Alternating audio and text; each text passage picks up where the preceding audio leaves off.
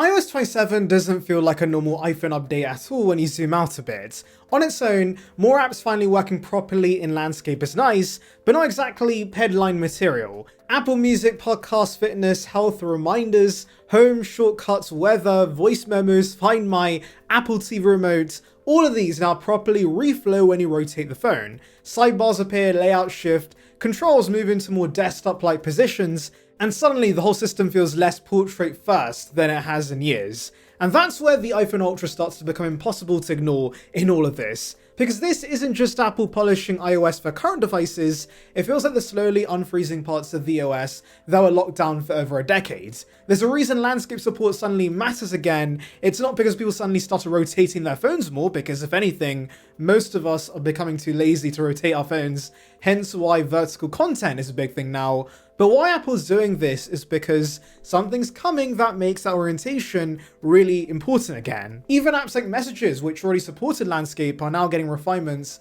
like collapsible sidebars, so you can strip it down to just names and profile pictures. That sounds minor, but it's exactly the kind of UI flexibility you need when you have a device that offers more real estate.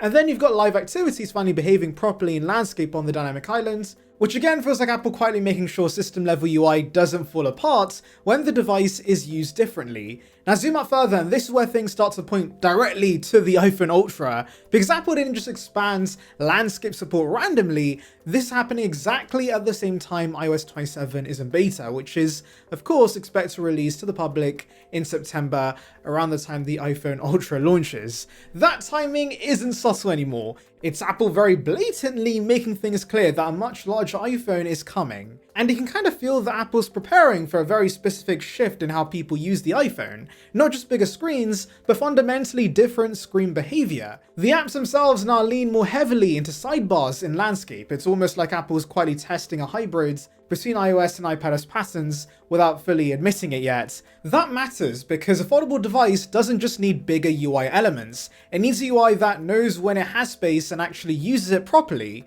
The fact Apple's enabling more flexible layouts and pushing landscape usability across core apps feels like direct preparation for the Ultra's unfolded state. Because when that device is open, it's not going to feel like a normal phone anymore, it's going to feel closer to an iPad mini. So it can't just run a blown up version of iOS, but they also can't just chuck iPadOS on it because there's a smaller display on the outsides. And so what Apple now hints with iOS 27 is the best of both worlds. Of course, multitasking is a given as well, because who wants stretched iPhone apps pretending nothing changed? What I want to see is something closer to iPadOS behavior, where you can actually run multiple apps side by side, because what's the point of having a larger display if you can't do that? And that's actually where iPhone mirroring on macOS 27 ties in. Until now, iPhone mirroring was basically a fixed window. Same aspect ratio, same shape, just scaled up or down. Useful, but rigid.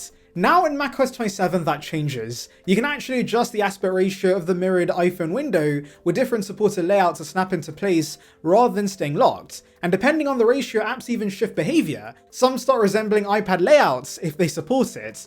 That's not just a Mac feature, that's Apple training its entire ecosystem to stop thinking in fixed shapes. And if you connect that with the internal frameworks already being referenced in iOS 27, like fold state and angle degrees, it becomes pretty obvious what direction they're going in. Those aren't casual additions, those are very obvious hints that Apple's actively building software supports for a folding device. Everything suddenly feels like it's being tuned for a display that can physically change state. And this is where the iPhone Ultra stops being a rumored product and starts feeling like the reason half these OS changes exist in the first place. Because landscape mode alone doesn't matter this much unless you assume users are going to be using their phones in landscape a lot more often than before, but that's not as likely. And so what makes more sense is if the device naturally encourages that usage.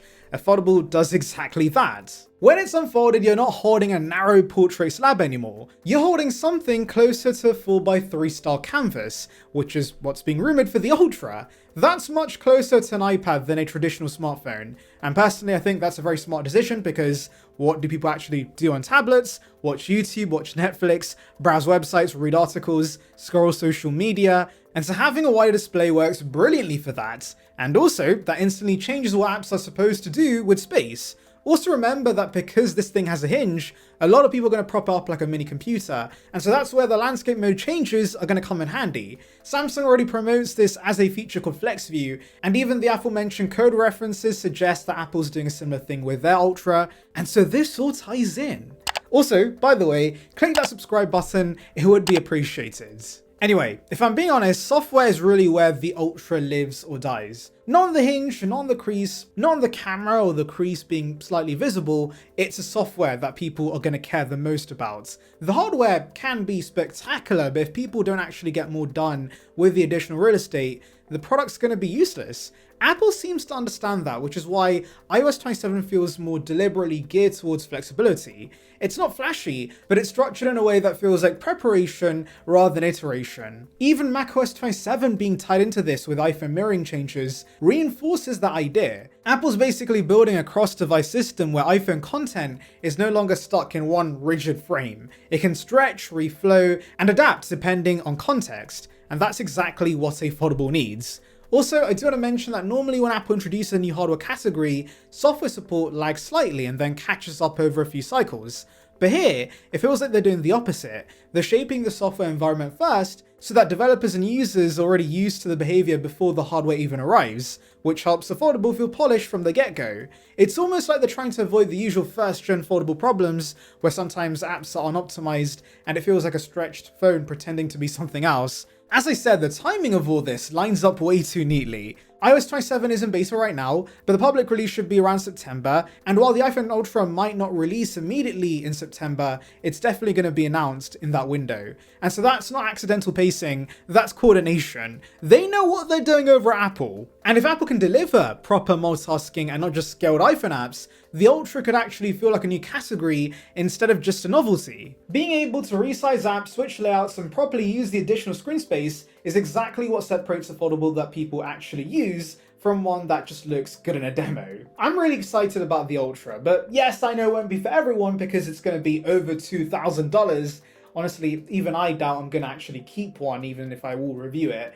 This thing is going to be expensive, painfully expensive. But the funny part is, Apple probably doesn't care, because I don't think the first gen iPhone Ultra is designed to sell massive numbers. It's designed to establish Apple's presence in the category. It's a statement product essentially, the same way the Vision Pro was, the same way the original Apple Watch felt, the same way the iPhone X felt when it shattered smartphone pricing expectations, and I really hope the Ultra doesn't normalize $2,000 phones. But anyway, it's definitely not going to sell massive numbers, but there will still be demand and there will be hype for this product. So yeah, I'm looking forward to it. And before you go, type Canvas in the comments. I know you guys made it to the end. And if you enjoyed this, like, subscribe, and press the hype button because it genuinely helps more creators massively and pushes the channel out to more Apple fans. And if you want more context on where Apple design's heading next, go watch my previous video on the iPhone 18 Pro and the design changes already shaping the Ultra's ecosystem.